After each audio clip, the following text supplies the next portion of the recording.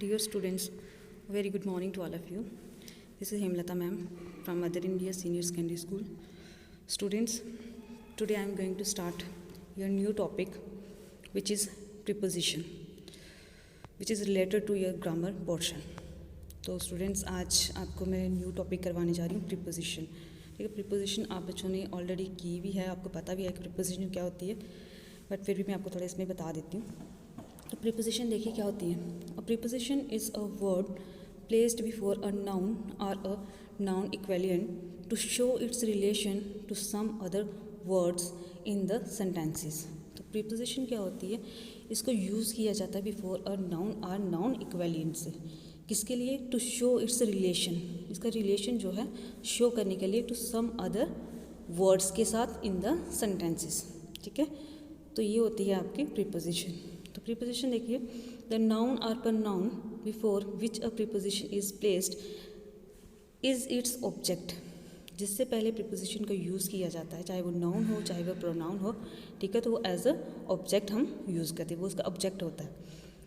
It is in the objective case and is said to be govern by the preposition.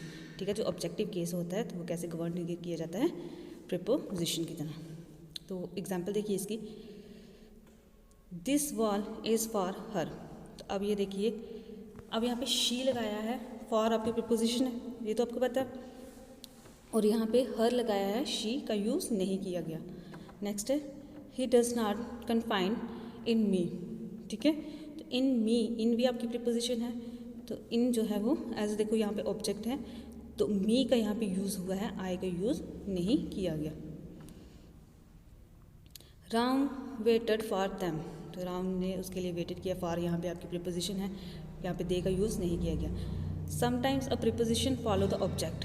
तो किसी time क्या होती है, preposition जो होती है वो ऑब्जेक्ट को फॉलो करती है.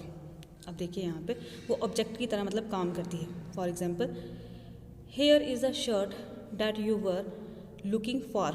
तो ये देखिए लास्ट में लुकिंग फॉर प्रीपोजिशन लास्ट में लगी हुई, तो एज अ ऑब्जेक्ट ये मतलब काम कर रही है. ठीक है, ऑब्जेक्ट को फॉलो करती है ये. The relative pronoun that is the object.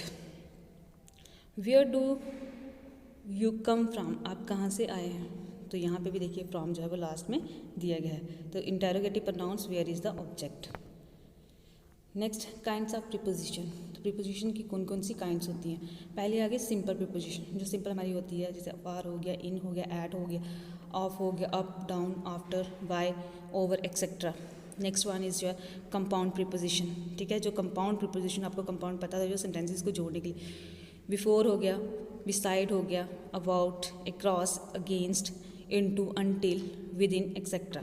तो ये आपकी कंपाउंड प्रीपोजिशन होती है.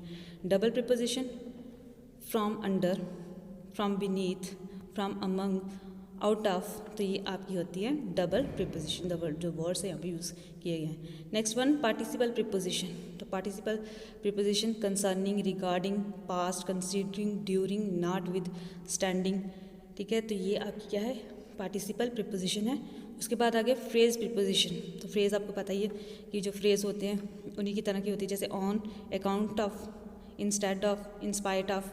ठीक है, तो जो हम फ्रेज का यूज़ करते हैं तो ये आपकी होती है फ्रेज प्रीपोजिशंस. अब first difference in the uses of important preposition. अब जो इंपॉर्टेंट प्रीपोजिशन है उसका यूजेस मैं आपको बताऊंगी. फर्स्ट ऑफ ऑल कि एट और इन का यूज़ जो किया जाता है वो कहाँ किया जाता है, एक्सप्रेशन ऑफ टाइम. अगर टाइम हमने बताना है तो वहाँ पर हम एट का यूज़ भी करेंगे, वहाँ पर हम इन का यूज़ भी करेंगे. Both are use to denote time and place. दोनों का यूज़ टाइम के लिए भी यूज़ किया जाता है और प्लेस को भी डिनोट करने के लिए बताया जाता है. At is use to refer a certain moment और पॉइंट ऑफ टाइम.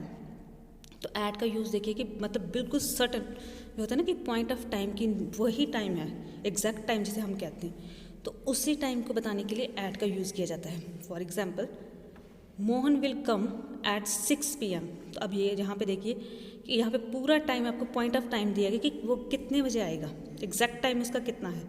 तो एट 6 मतलब 6 PM उन्होंने बताया कि 6 बजे वो आएगा ही आएगा. तो पूरा पॉइंट ऑफ टाइम आपको दिया गया. पॉइंट ऑफ टाइम मतलब एग्जैक्ट जो होता है, तो वो आपको टाइम दिया गया है, तो वहाँ पे आपने एट का यूज़ करना है. Next one, we got up at dawn and had breakfast at 9 o'clock। ठीक है, तो मैं डॉन को जो है मैं वेकअप हुआ और मैं जो ब्रेकफास्ट है वो कब मैंने लिया अपना 9 o'clock को। नेक्स्ट है विच से एट नून एट सनसेट। जैसे हम कहते हैं कि एट नून हो गया, एट सनसेट हो गया, एट मिडनाइट हो गया, तो ऐसे भी जब वर्ड्स होंगे तब आपने एट का यूज़ करना है। ठीक है, एट डिनर टाइम हो गया, एग्जैक्ट टाइम जो आपने बताना, at bed time, at beginning. Next, at is also use for festival which marks out of point of time in the year. तो अब देखिए एट का यूज़ हम और कहाँ पर कर रहे हैं। एट का यूज़ होता है फॉर फेस्टिवल्स के लिए। ठीक है, which marks a point of time, जो सही हमें टाइम बताता है इन द ईयर में। जैसे वी हैव अ हॉलीडे, अब हमें ये पता है, पूरे हम अच्छी तरह से इस चीज़ को जानते हैं कि हमें हॉलीडे होगा, और कब होगा, दिवाली होगी, फेस्टिवल होगा। ठीक है, कोई भी मतलब क्रिसमस होगी, ईद होगी, तो हमें ये चीज़ कंफर्म है पूरी ईयर में कि ये काम होना ही होना है, तो वहाँ पे हमें छुट्टी होगी। तो ऐसी सिचुएशन में आपने ऐड का यूज़ करना है फेस्टिवल के लिए। उसके बाद आ गया इन रेफर्स टू स्पेस और पीरियड ऑफ टाइम। अब देखिए ऐड का हमने पॉइंट ऑफ टाइम किया था, अब इन है तो इन होता है पीरियड ऑफ टाइम। यहाँ पे आपको एग्जैक्ट टाइम नहीं पता होता। जैसे the doctor will come in an hour, कि डॉक्टर 1 घंटे में आएगा, लेकिन 1 घंटा ये नहीं पता कि 1 घंटा कौन सा है। 1 घंटा वो 3 बजे वाला भी हो सकता है, 4 बजे वाला भी हो सकता है। ये क्लियर तो नहीं है ना। यहाँ पे आपको मतलब पीरियड ऑफ टाइम होगा, वहाँ पे आपने इन का यूज़ करना है। जहाँ पॉइंट ऑफ टाइम होगा वहाँ पर आपने किसका यूज़ करना है, ऐड का। नेक्स्ट एग्जाम्पल देखिए इसकी, the principal will come in a few minutes. जो प्रिंसिपल है वो फ्यू मिनट्स में आएगा, हमें पूरा क्लियर नहीं है, पीरियड ऑफ टाइम है, कोई भी फ्यू मिनट्स बीच में हो सकता है। ठीक है, Rajesh train the distance in 2 hours, तो ये वो 2 hours में अपना डिस्टेंस जो है वो मतलब कवर करेगा। वी से in the summer, in October, in the year 2000, in the evening. तो ये यहाँ पे हम किसका यूज़ करेंगे, इनका यूज़ करेंगे। तो स्टूडेंट्स नेक्स्ट जो है वो हम कल कंटिन्यू करेंगे। So thank you, have a nice day.